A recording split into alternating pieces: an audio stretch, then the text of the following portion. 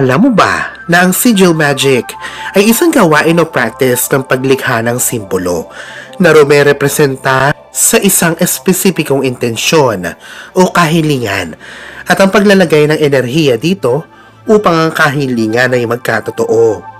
Ito ay base sa ideya na ang ating subconscious mind o ang mas malaking imbakan ng memorya sa ating utak ay mas natatandaan ang mga simbolo kaysa sa mga imahe o salita.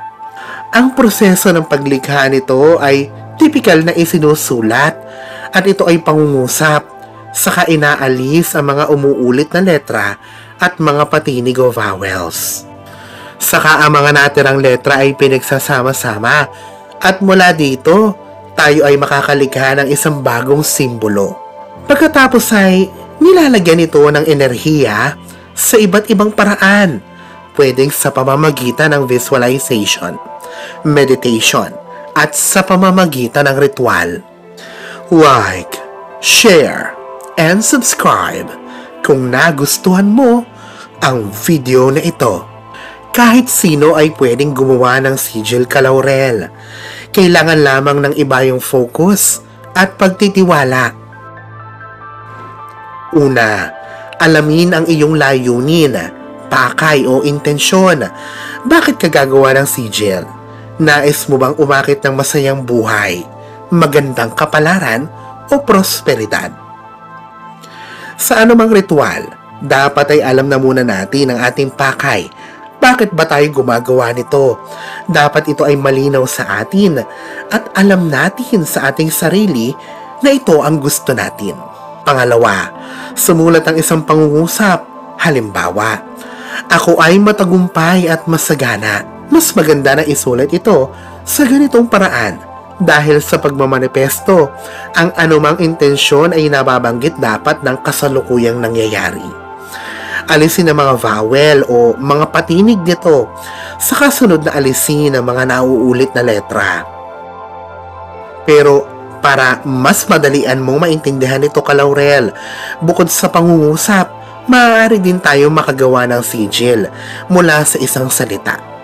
Halimbawa ay abundance. Una, sunod na alisin lang ang mga nauulit na letra sa salita.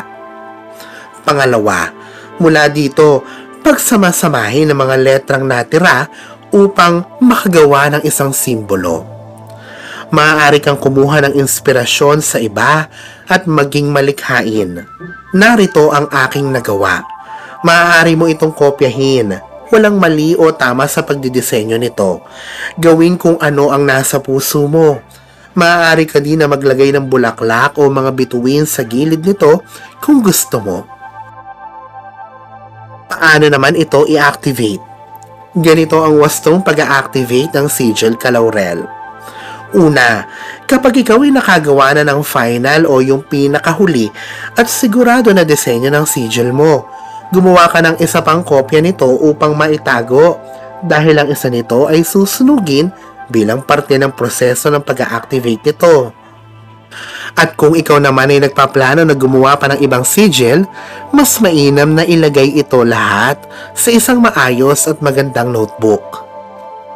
Pangalawa, humanap ng tahimik na lugar kung saan pwede kang makapag-focus sa ritual.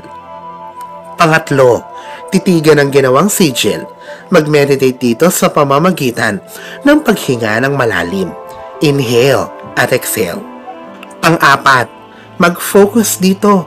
Isipin na may liwanag na napupunta sa sigil mula sa iyong mga kamay. Kapag ang sigil ay nalukot o parang lumabos sa paningin, ito na ang tamang oras para tapusin ang activation. Panglima, sunugin ang papel na may sigil.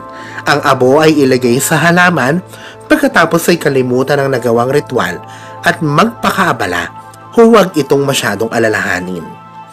Ang sigil magic ay isang konsepto ng pagtatanim ng ideya sa iyong subconscious mind at hayaan na ang iyong subconscious mind ang gumabay sa iyo.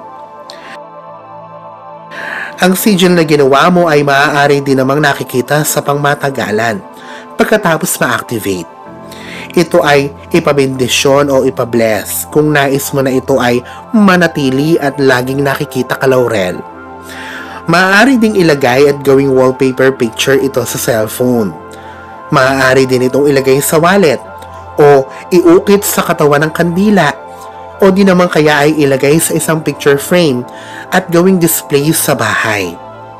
Pero kung ito naman ay sa panandalian o gusto ng tapusing gamitin para magbigay lugar sa mga bagong kahilingan o intensyon, bukod sa pagsusunog nito, ito ay pwedeng iukit sa pagkain gaya ng tinapay o pancake, iguhit sa hangin sa pamamagitan ng daliri, iguhit sa palad gamit ang washable ink na ballpen o yung madaling mabura ang tinta sa kamay. Maaari mo din itong isulat o iguhit sa dahon ng laurel at saka sunugin.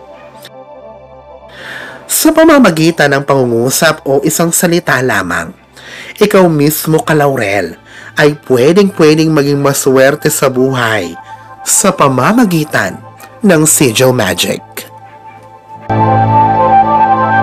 Alalahanin na sa poong may kapal pa din, nagmumula ang lahat ng pagpapala, ang kasipagan at ang kabutihan sa ating kapwa kasabay ng buo mong pananalig sa may kapal. Ang siya pa rin na dapat ay manaig. Ang mga ito ay mga gabay lamang. This is Fiddle Rosario. Thank you for watching.